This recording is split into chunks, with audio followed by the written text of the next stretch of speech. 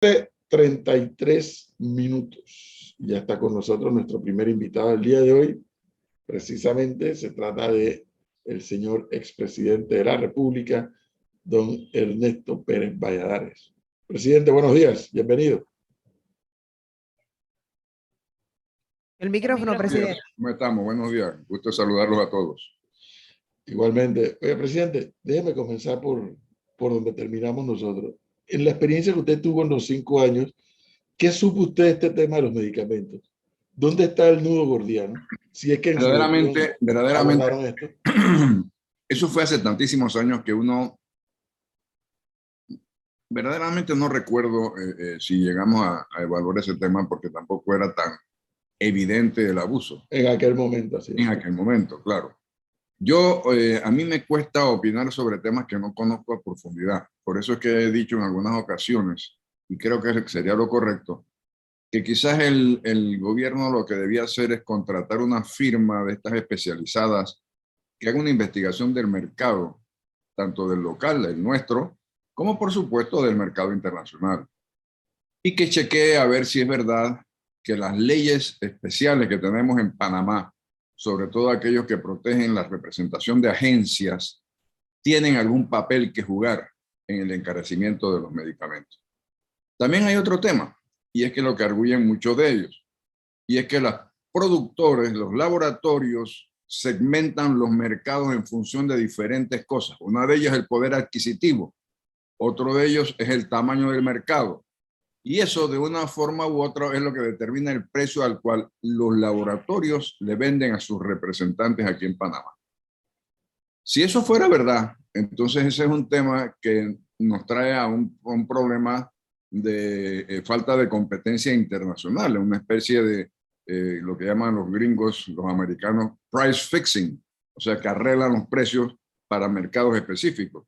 Y quizás eso podría ser objeto de demandas internacionales para que nosotros tengamos la libertad de comprar a los mismos precios que compran nuestros vecinos, por ejemplo, si es que ese fuera el caso.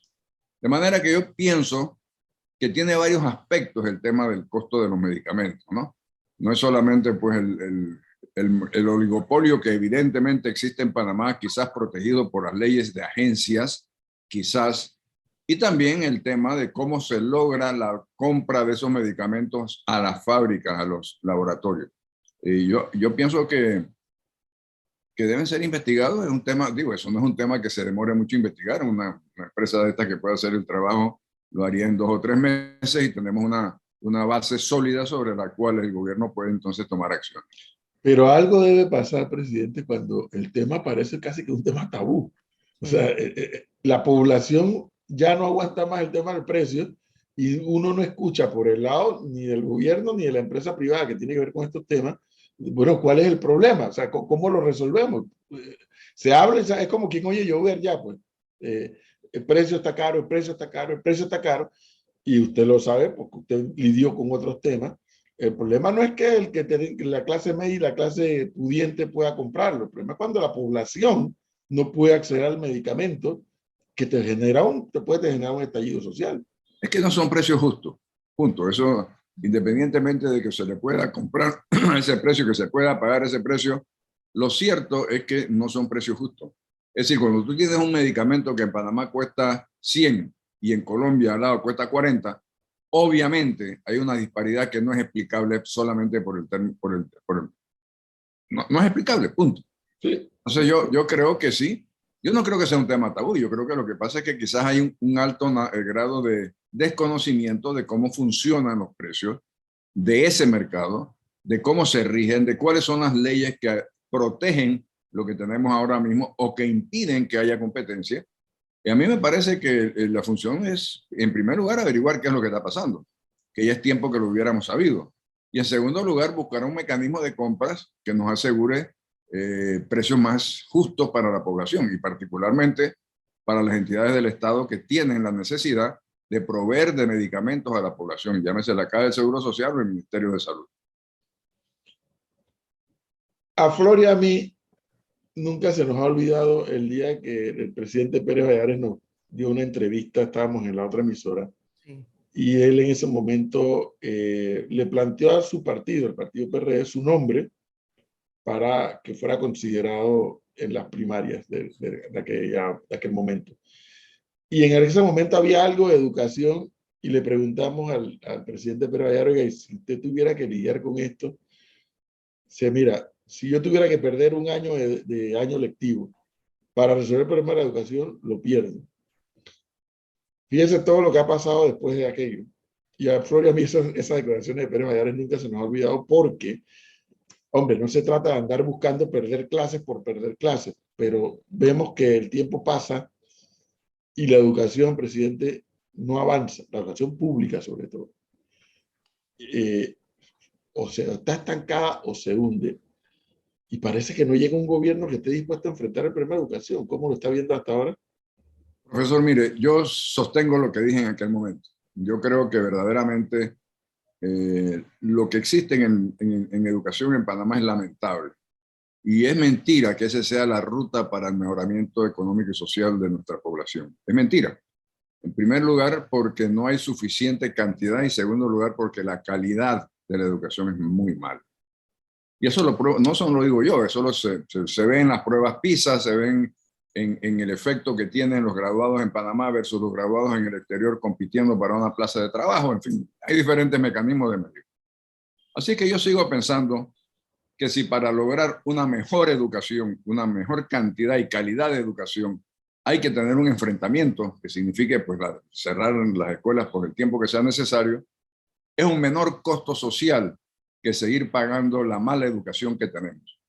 Y tenemos que tener en cuenta algo muy especial, con todo su respeto, profesor, porque yo sé que usted no es así, pero la actual dirigencia de los educadores es igual que la dirigencia de un sindicato.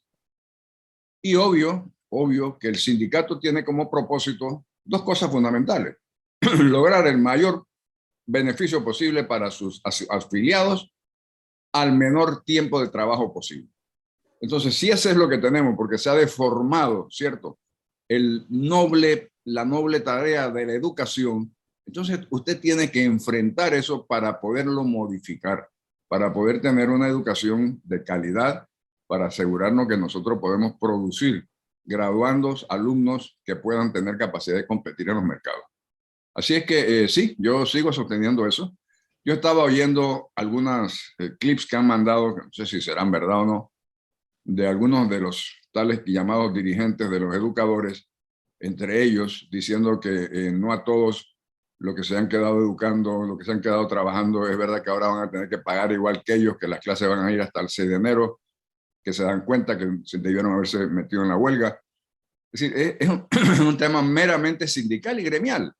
No hay ninguna consideración ni por la cantidad ni por la calidad de los educandos. Es decir, aquella vocación, mi madre era maestra, aquella vocación de enseñar, eso es lo que más hace falta, por lo menos a nivel de estos dirigentes y de muchos de los que se le siguen alrededor. Así es que yo creo que es una situación muy lamentable que nosotros tenemos que enfrentar como país y el gobierno debe encabezar ese enfrentamiento. Claro que sí. Ahora, ¿qué pasará, presidente? ¿Qué pasará? Que en el caso de su gestión, yo recuerdo el plan decenal del cual hablaba el entonces ministro de Educación, Pablo Talacino.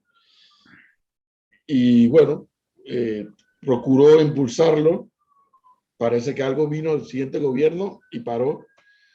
Y luego hubo una situación, me salgo del tema de educación, hubo una situación que Pérez Valladares lidió con el tema de los controladores aéreos y no le tembló la mano para votarlos a todos. ¿Qué es lo que pasa? Que los gobiernos subsiguientes no se atreven a enfrentar los temas como se dice, sino porque estamos con el presidente Pérez Valladares agarrando el toro por los cuernos. ¿Por qué los gobiernos no agarran el toro por los cuernos en educación y en otros temas? Yo creo que es por el temor a las huelgas, ¿no? Y por el temor a las manifestaciones y por el temor a que, bueno, eso significa una pérdida política para la próxima elección. Pero yo creo que una de las características que debe tener un gobernante, como si bien se ha dicho en muchas ocasiones, es pensar en la próxima generación y no en la próxima elección. Es decir, aquí no tenemos reelección.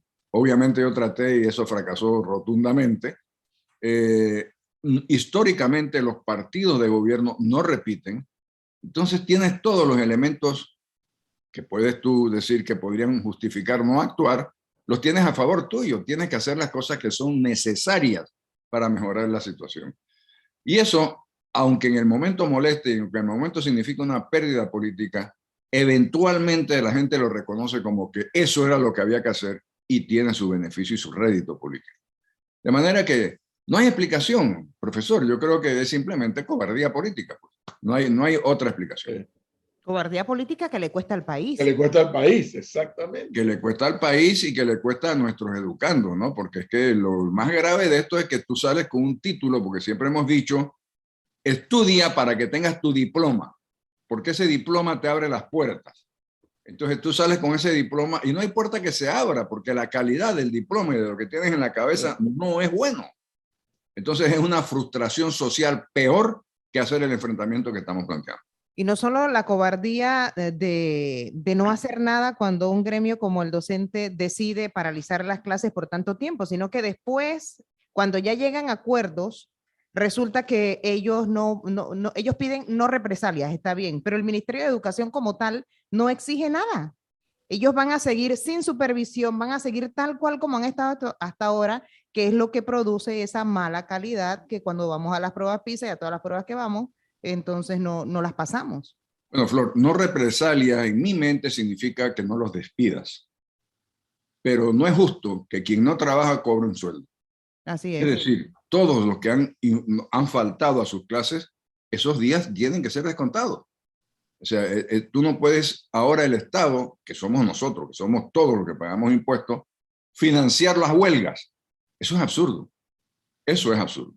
Entonces Oiga, yo creo que esta que está por terminar aparentemente, en materia de educación nos ha costado a los panameños 150 millones de dólares en salario no trabajado. Salario no trabaja, así es. y en capacidad instalada, quién sabe cuánto. ¿Quién sabe cuánto? Alguien, yo tengo una nieta que estoy muy orgulloso de ella. Este mes tiene su maestría de la Universidad de Columbia en educación y va a ser maestra, va a ser profesora en Panamá. Y ella me cuenta que el proceso educativo es acumulativo.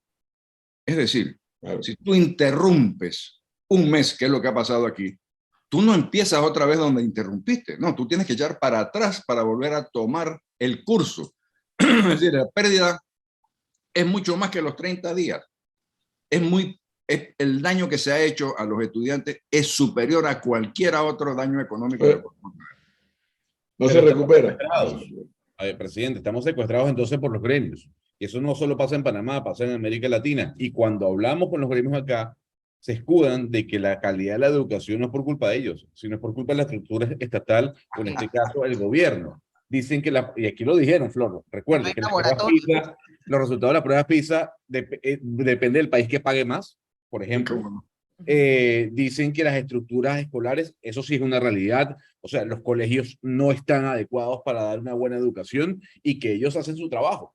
Entonces, ¿cómo queda el estudiante en ese apretón de la soga? Un buen maestro con vocación enseña a sus estudiantes bien hasta debajo de un palo de mango. A mí que no me echen ese cuento de esas excusas. Hombre, por supuesto, y perdimos desafortunadamente 2 años de pandemia que se pudieron haber dedicado a mejoramiento de las estructuras escolares. Sí, un gran error, sí. Hubiéramos hecho muchísimo en adecuarlas para cuando se abrieran estuvieran en condiciones adecuadas. Bueno, ya eso pasó. Lo cierto es que cualquier cosa como las estructuras, las infraestructuras, no es lo que determina la calidad de la educación. La calidad de la educación lo determina lo que el educador sabe y enseña. Eso es lo que casualmente es lo que justifica y es lo que pretenden en todos los países, que el educador sea de la más alta calidad para que el educando reciba la mejor calidad de educación. Y lo que es penoso al final de esta historia, porque quiero hablar de otros temas con el presidente Pérez, es que sí, la dirigencia del gremio lo que menos hace es dirigir para mejorar la educación. Así es. Lo que más hace es dirigir para empantanar la educación. Y eso sí es penoso, porque yo no, usted mismo lo dijo, yo no le puedo reclamar a los sindicatos que su razón de ser sea la reivindicación y el salario y etcétera. Pero en el caso de la educación, no se puede agotar en el tema de salario y en el tema de condiciones. Claro que no. Y de eso no se debate en el gremio, lamentablemente. Es una realidad. Así es. Oiga, presidente, ayer usted emitió un tuit que me llamó mucho la atención. Ayer fue un aniversario más de el fallecimiento del general Torrijos, con quien usted colaboró, trabajó directamente. 41 años, me parece. 41 años, sí. 41 años. Pero usted decía que al mismo tiempo que lamentaba su desaparición, lamentaba que su proyecto político no ha perdido el rumbo, en su opinión. Bueno, yo lo que dije fue que me dolió mucho la muerte del general Torrijos, porque aparte de haber sido mi jefe, era mi amigo, y amigo de mi familia, de mis hijas, de mi esposa. Pero que más me duele cómo se ha desfigurado su proyecto de país. Ese fue mi tuit. Y en realidad es lo que siento. Yo siento que sus propuestas políticas, lo que él conceptuaba como los mecanismos de desarrollo, como la participación de todas las que tengan capacidad de participar en la gestión gubernamental, como que haya un objetivo de país, que él lo tuvo. Su objetivo de país fue los tratados que finalmente firmó y que se retiró. Él, después que que cumplió lo que él era, para él era su objetivo de país, se retiró. ¡Pum! Abrió un proceso que todos conocemos. Y eso, desafortunadamente, incluyendo el partido que él inspira, ha retrotraído a los niveles que eran antes de 1968. Y eso es lo que a mí me duele. Porque yo creo, honestamente, y lo digo con toda sinceridad, duélale a quien le duela. Esa es una de las grandes ventajas de ser expresidente. Uno puede hablar con la verdad en la mano, y como no tengo ninguna aspiración electoral, bueno, digo lo que yo pienso. Mire, yo no veo mucha diferencia, para hablar a lo interno de mi partido. Yo no veo mucha diferencia entre el PRD de hoy y los partidos liberales de antes del 68, o los partidos de la coalición patriótica antes del 68, en fin, todos los partidos que hubo en el 68 y que fueron acabados de un plumazo, como el mismo Torrijos decía. Es lo mismo. Volvimos al clientelismo, volvimos al interés particular, no hay objetivo de país, no hay discusión política interna, no hay filosofía, no hay nada en ninguno de los partidos políticos. Y encima están manejados por los diputados, y eso podemos hablarlo también de por qué se da, por los diputados que tienen sus propios intereses y que no necesariamente son los intereses que deben, al cual deben apuntar los partidos y los gobiernos. Te toco nada más el tema de ese un momentito. Vamos a ver. Cuando yo gané la presidencia, inmediatamente cerré los libros de inscripciones del PRD. ¿Por qué lo hice? Porque me di cuenta que mucha gente se estaba inscribiendo para llegar con su tarjeta de invitación a un puesto público. Y eso es contrario a lo que nosotros venimos propugnando. Torrijos siempre decía que él quería la aristocracia del talento. La aristocracia del talento venga de la clase social que venga, pero que tenga el talento y la dedicación para dedicárselo al país. Eso se borró cuando tú abres las puertas de un partido que era de 200.000 personas y de ahora tiene 700.000 personas que están ahí aspirando a un puesto público. Entonces, pero ese es el cliente de los diputados, sobre todo, que han metido esa cantidad de gente para asegurarse el control del partido y para asegurarse que tienen su postulación y su reelección casi que asegurada. Entonces se desfiguró. No solamente se desfiguró el partido, se desfiguró el propósito y el proyecto que Torrijos tenía para este país. Pero ¿qué pudo haber pasado? Que Pérez Valladares incluso fue secretario general del partido PRD también. Para personas como yo, que le han dado seguimiento a la vida política de este país, y he podido entender por qué esto y por qué aquello, y en el partido en el partido A esto y en el partido B aquello. ¿Qué es lo que pudo haber pasado al PRD que pasado tanto tiempo se ha llegado a ese nivel de, sí, por qué no decirlo, de deterioro? Porque, a ver, yo me acuerdo el CEN del PRD que encabezaba Pérez Valladares, de lo que vemos ahora no es ni la sombra, pero ni la sombra lejos. O sea, bueno, ¿qué pudo haber pasado en el tiempo? Eso te lo agradezco, profesor. Esa es una alabanza que agradezco. Pero es verdad. ¿Pero qué pudo haber pasado en el tiempo? Yo siento igual que tú, pero es que, bueno, reitero lo que empecé a decir. La aristocracia del talento, con independencia de la clase social. Si esta no es una lucha de clases, esta es una lucha de los mejores talentos para lograr el mejor desarrollo del país. Eso debe ser un partido y eso debe ser un gobierno. Pero desafortunadamente hemos retrotraído todo a antes de 1968. Y volvemos entonces a los intereses personales, a los negocios, a ver qué hay para mí, a ver cómo yo te ayudo a ti, pero tú me ayudas a mí. Es decir, se desfiguró. Esa es la palabra, se desfiguró. Y el problema que estamos viendo, o que analizamos acá nosotros cuando tocamos estos temas, presidente, es que porque uno podría decir, bueno, esos son allá los partidos políticos. Podríamos decir en buen panameño que se jodan ellos, pero no es así. No. Esa desnaturalización del PRD y de todos los partidos políticos, al país le está costando. Pero es que la sociedad misma fue influida negativamente por muchos de los gobiernos que me sucedieron a mí. Yo no quiero entrar a puntualizar ni entrar en controversia con nadie, porque no es el propósito, sino tratar de señalar los errores para que podamos corregirlos. Pero mire, ¿quién introduce masivamente el clientelismo en este país? Recordemos lo que uno de estos presidentes decía, que los diputados o se compran o se alquilan. Y el otro siguió con la misma cosa, es decir, se prostituyó, para hablarlo claramente, el sistema. Y luego eso permeó a la sociedad. Si usted, y eso cualquier sociólogo te lo puede asegurar, tú le preguntas, o tú estás en una conversación en cualquier lado tomándote una cerveza con algunos amigos y alguien dice, oye, nombraron a fulano en tal puesto público. Y la reacción de los que están allí, se salvó. ¿Qué significa se salvó? Bueno, se va a llenar los bolsillos, obviamente. Entonces, eso es una muestra clara en mi mente del clientelismo que permea la sociedad, introducido por varios gobiernos posteriores a mí. Ahora, presidente, lo del PRD es quizás un poco más grave. Hay quienes señalan que en el gobierno no manda el presidente Laurentino Cortizo, sino Benicio Robinson y la gente del partido o los miembros de la junta directiva. ¿Qué cree usted que está pasando? Si es así, ¿por qué es así? ¿Por qué no manda el presidente y mandan estos señores? Flor, mire, vamos a ver. El sistema nuestro sigue siendo, contrario a lo que algunos me dicen ahora, pero sigue siendo un sistema presidencialista. Es decir, el 80% del poder está en el Ejecutivo. Y el otro se reparte entre el legislativo y el judicial. ¿Por qué esta situación? Bueno, porque quizás el Ejecutivo no ha querido ejercer la presión o el poder para poder sobreponerse a las esperanzas y a los que se pueden llamar chantajes de otros órganos del Estado, pues. Yo no sé. Yo tengo mi librito y como dice el dicho, cada maestrito tiene su librito, ¿no? Yo no sé lo que el presidente Cortizo piensa, cómo piensa él manejar. Acuérdate de algo también, él tiene la ventaja, que no la tuve yo, de haber sido legislador en aquel momento, diputado, y de conocer cómo funciona la Asamblea internamente, cosa que yo conozco de afuera.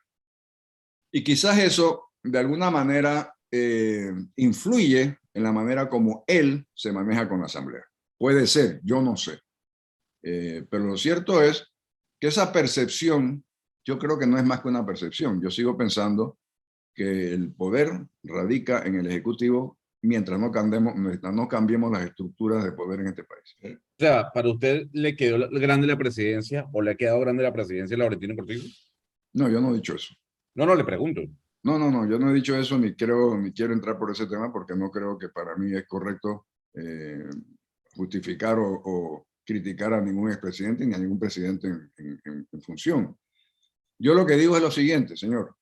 Mire, cada maestrito tiene su librito. Yo hubiera actuado diferente a lo que ha actuado el presidente Cortizo, y le respeto. Además, hay otra cosa que la gente tiene que entender. Mire, la persona más y mejor informada en un país es el presidente de la República. Porque sabe de cosas y sabe información que nosotros, fuera del círculo, no conocemos. Entonces, quizás algunas de esas decisiones son basadas en información que él maneja y nosotros no manejamos.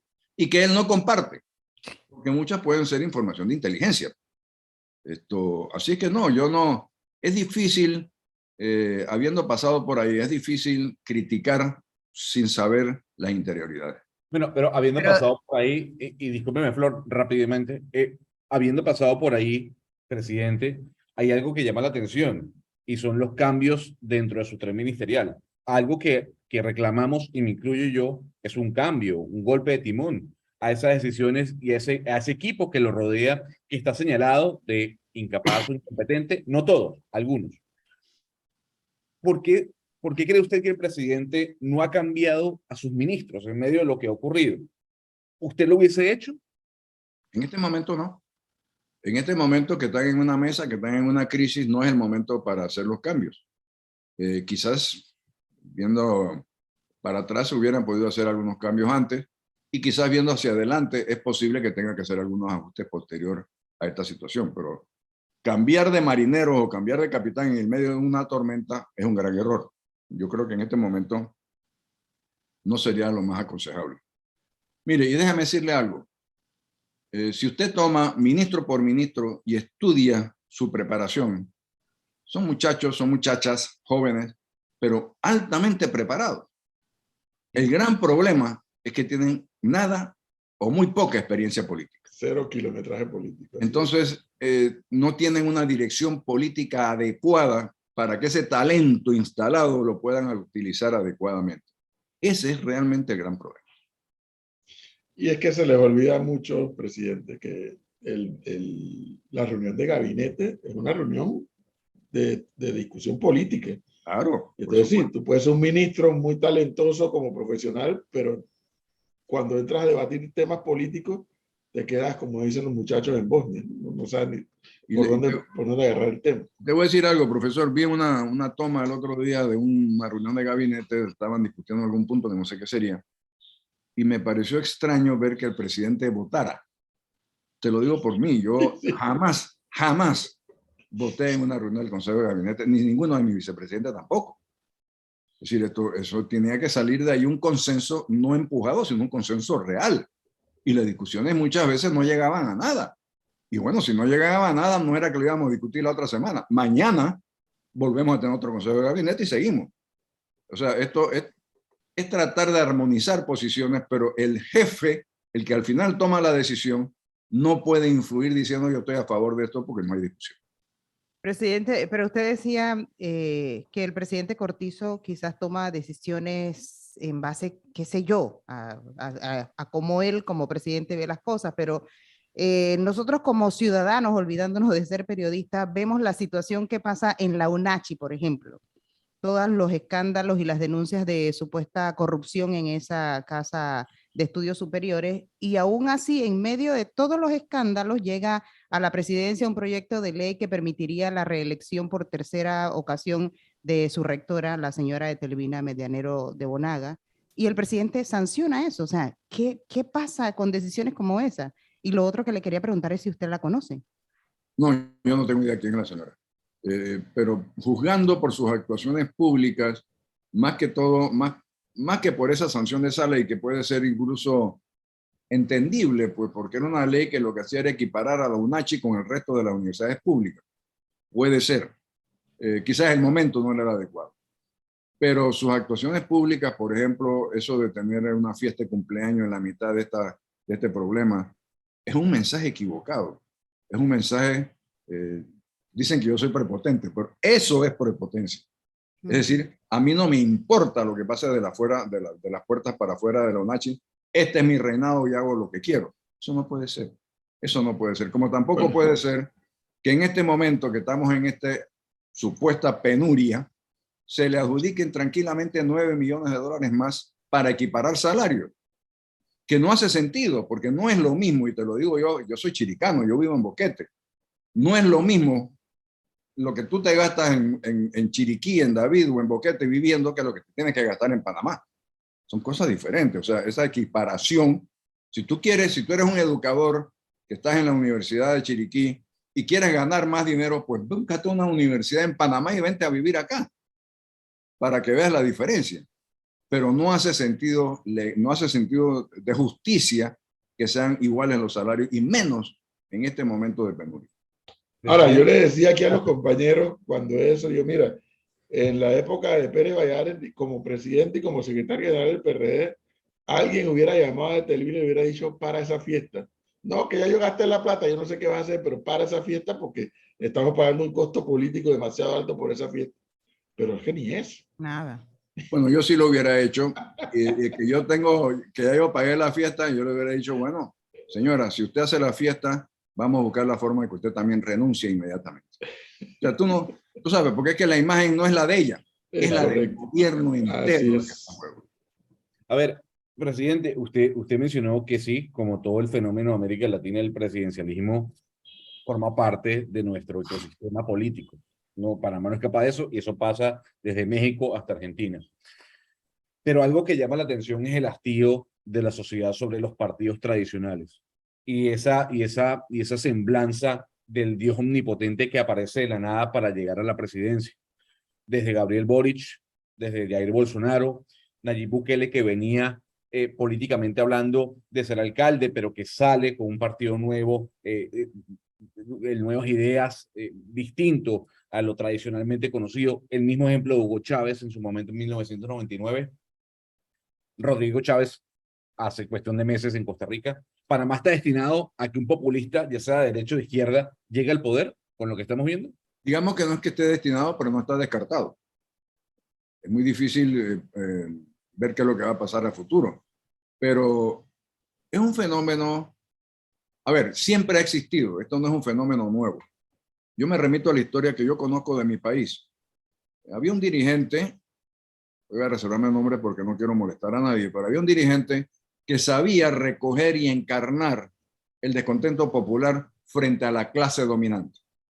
Es decir, era el pueblo contra lo que llaman aquí los rabiblancos y la oligarquía.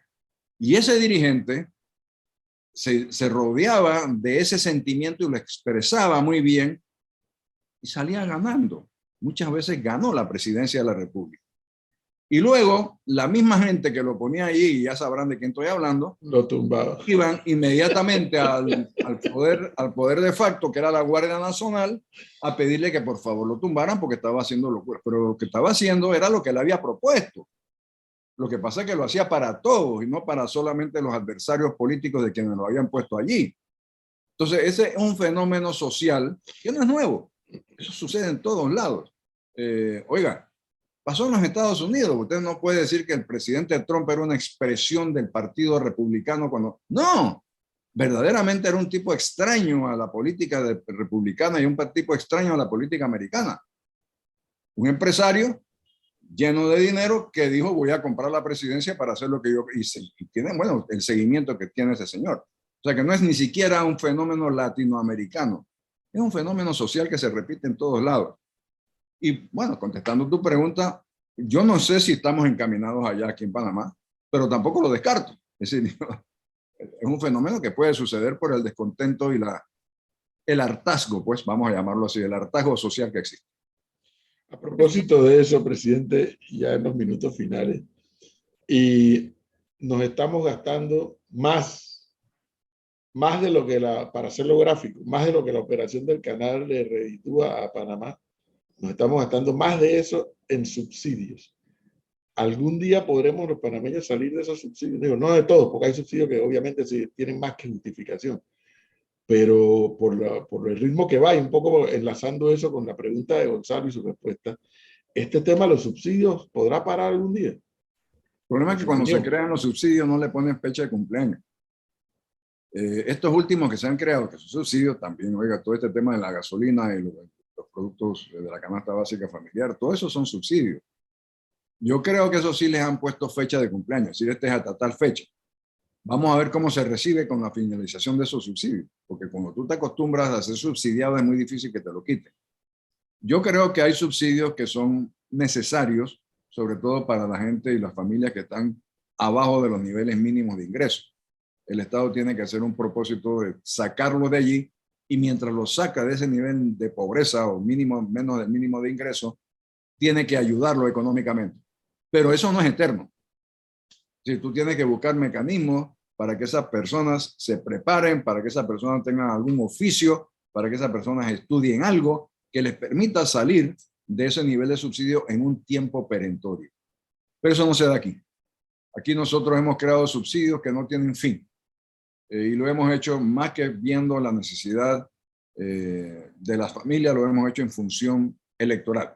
Es decir, esto yo voy a ayudar a este con esto porque eso me significa que voy a recibir votos a favor. Es mentira. Es mentira, porque al final del día, repito lo que dije, los partidos en este país no se reeligen. Y obviamente los candidatos a presidente tampoco pueden ser lo mismo. Así es que sí, es un tema que yo creo que estamos haciendo muy mal, utilizando los dineros que nos da el canal, por ejemplo, ya que tú pusiste ese ejemplo, para no hacer una inversión de verdad en la calidad de la educación en vez de estar subsidiando las cosas que se están subsidiando. Presidente, tempranito un oyente me mandó una pregunta y me dijo, por favor, cuando el doctor Pérez Valladares llegue, pregúntele esto. Dice, ¿por qué le dio un porcentaje importante del territorio nacional al 8% de la población que son los indígenas? ¿Cómo no? Le creó leyes especiales. Ese es un problema que se ha convertido en una bola de nieve. Sí, bueno, lo primero que tenemos que recordarle al oyente es que el país entero era de los indígenas, antes de la colonización española, ¿verdad? Y lo segundo es que si tú has vivido como he vivido yo, convivido con ellos, porque yo me crié en Boquete y sé lo que son ellos y lo que hacen y lo que no hacen, tú te das cuenta que poco a poco a ellos se les ha ido desplazando de sus tierras y arrinconando a lo más recóndito de los lugares y sobre todo de la montaña y áreas, muchas de ellas, que no son cultivables.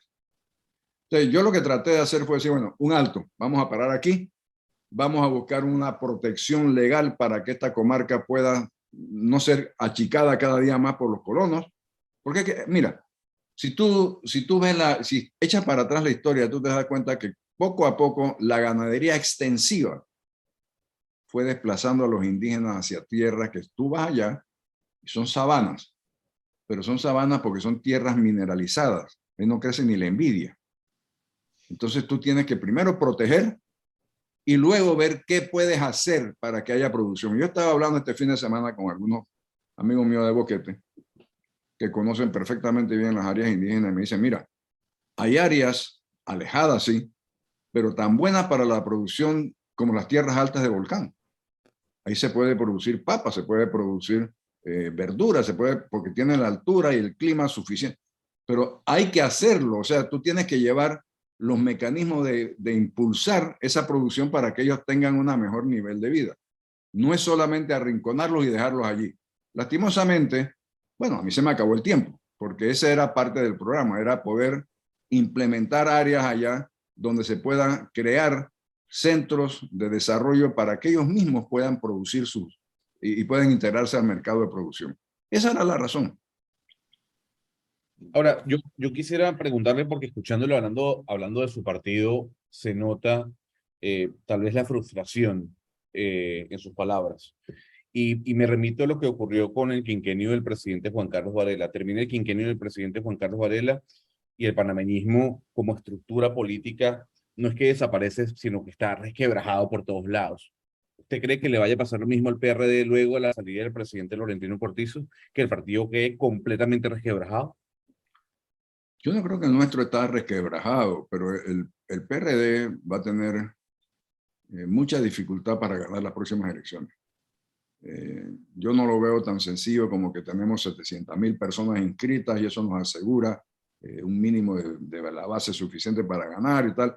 Puede ser que el tema electoral sea tan pesado dentro del partido que eso sea lo que vaya a pasar. Puede ser. Pero lo históricamente, si nosotros tenemos que hacer una proyección futura basada en lo histórico, eso no va a pasar. Eso simplemente sería negar todo lo que nos ha pasado anteriormente, ¿no? Sea cual fuera el candidato de nuestro partido, del PRD, yo creo que tiene una labor muy difícil y una loma muy dura de que subir para poder hacerse con el triunfo electoral. Ahora, dicho eso, presidente, me llama la atención algo, a ver ¿qué opina al respecto? Yo recuerdo desde el retorno a la democracia con Endara, luego Pérez Valladares, Mireya Moscoso, Martín Torrijos, Martinelli, Varela y ahora Cortizo. Lo que sí creo, porque la sociedad ha ido cambiando, para bien o para mal, lo que sí creo, por ejemplo, en el caso de Cortizo, antes de la pandemia, ya la administración de Cortizo comenzaba a desgastarse desde muy temprano. Y yo decía, pero qué raro, ¿por qué tanto cuestionamiento? Antes de la pandemia, vino la pandemia y al principio, bueno, tenían que hacer lo que tenían que hacer, pero luego empezaron los cuestionamientos nuevamente. Esta administración comenzó ya su cuarto año el 1 de julio. ¿Será que el próximo presidente que venga, sea el partido o del matiz político que sea, va a vivir lo mismo? O sea, las sociedades ahora son más, piden cambios más rápido y eso le produce a los gobiernos desgaste más rápido también. Puede ser, pero yo creo que en el caso nuestro había mucho fuego interno. Fue como que le dicen, fuego amigo. Fuego amigo. Sí. Y no creo que el presidente tuvo una base de sustentación política adecuada en el PRD, en mi opinión. Creo que privaron los intereses de los diputados, privaron los intereses de otra gente que se metió a intervenir en las elecciones internas del partido, y él no contó con una base de apoyo lo suficientemente amplio y tampoco con la discusión política necesaria para poder tener voceros adecuados. Lo que se hace, tú no solamente tienes que hacerlo, tienes que divulgarlo, y tienes que permitir que la gente se entere, y tienes que permitir que la gente opine. Eso se perdió, y se perdió muchísimo más, por supuesto, durante los 2 años en que estuvimos encerrados. Ahí sí simplemente era de casualidad los medios sociales, ¿no? Las redes sociales. Pero no sé, puede ser un tema que se haya precipitado casualmente por esas redes sociales y por la masiva participación que se permite. Eso puede ser. Y en consecuencia el descontento va creciendo y no hay forma de contrarrestarlo. Y obviamente que los call centers no es la forma de hacerlo. Eso inmediatamente se sabe. Y creo que, bueno, yo creo que la forma de hacerlo es con voceros autorizados que estén permanentemente explicándole a la sociedad lo que se está haciendo. Y eso es lo que le ha hecho falta al presidente, en mi concepto, sobre todo en su partido. Pero es una realidad, ¿no? Es una realidad mundial, esto de las redes sociales con las que presidentes anteriores no tuvieron que lidiar. No, y además tiene un gran problema, y es que las redes sociales tanto vale la opinión de un ignorante como la del genio. Ahora, correcto. Presidente, hablábamos con el profesor y analizábamos el impacto económico que está teniendo el país con esta cantidad de subsidios y que al final terminamos pagando todos. Y decíamos que el próximo presidente no la va a tener fácil, porque el próximo presidente tendrá que coger un país endeudado hasta el tope y que se tendría que dedicar únicamente a pagar la deuda que está dejando el presidente Laurentino por su gobierno. Usted ha sido administrador y yo quisiera preguntarle si es hora de que Panamá tenga una reforma tributaria o incluso, más aún, una reforma fiscal. Yo no creo, mire, déjeme decirle algo. En primer lugar, yo siempre trato de aclarar a las personas que yo no conozco ningún país en el mundo que pague y que haya reducido su nivel de deuda pública. Ninguno, no existe. La deuda pública en todos lados del mundo y en todos los países aumenta, siempre. Aumenta a niveles inauditos. Se tiene países desarrollados en Europa, por ejemplo, que el nivel de deuda pública es más del 105% del Producto Interno Bruto. Entonces, ¿qué es lo que manda? Lo que manda es que tengas la capacidad de servir esa deuda. Y eso tú lo mides arbitrariamente diciendo, bueno, si la deuda es menos del 50 o del 40% del Producto Interno Bruto, significa que el Estado tiene capacidad de servirlo. Y cuando se vence un tranche de deuda, lo reemplaza con otro. Es decir, eso no se paga. Simplemente emites una nueva deuda para cancelar la anterior. Por eso es que yo aseguro que la deuda pública en ningún lugar del mundo se paga. Claro, pero ahí está sí es cierto que se puedan el tupé de tener esa deuda tan alta. Lo que sí es cierto, vamos a ver, lo que sí es cierto es que este país no tiene el mecanismo monetario que tienen otros. Aquí hay solamente una sola forma de gestionar la economía desde el punto de vista estatal, y es la forma fiscal, es decir, es el gasto público. Si usted se pone a ver que el ingreso nacional, en una fórmula muy sencilla, la básica de los economistas, el ingreso nacional, se suman 3 componentes: el consumo, el gasto gubernamental y la inversión pública y privada. Si el consumo se había bajado, si la inversión privada se había bajado, lo único que podía mantener a la economía caminando fue el gasto. El gasto, y particularmente el gasto del Estado. Y eso significó que hubo que financiarlo, porque como no tenemos maquinita impresora de billetes, la única otra forma es financiado con deuda pública. Ahora llegamos a un punto donde hay que hacer un alto. Evidentemente hay que hacer un alto.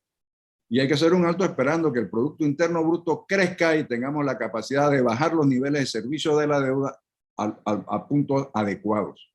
Menos el 50, menos el 40% del Producto Interno Bruto. Eso es lo que es.